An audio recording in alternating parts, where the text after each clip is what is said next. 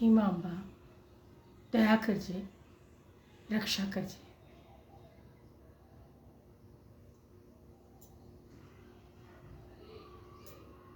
હે માડી રે, જે ઉંમરે છોકરીઓએ ઘરનું કામકાજ શીખવું જોઈએ એ ઉંમરે આ ડબ્બો લઈ અને ડોનેશન માંગવા નીકળી છે.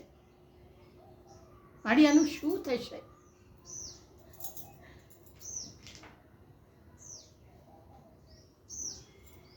ના, સાવ એવું નહોતું.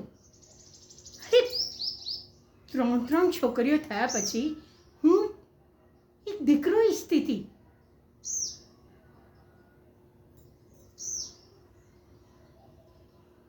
બેટા, યાદ રાખજે, છોકરાઓ માટે દુનિયા અલગ હોય છે અને છોકરીઓ માટે અલગ.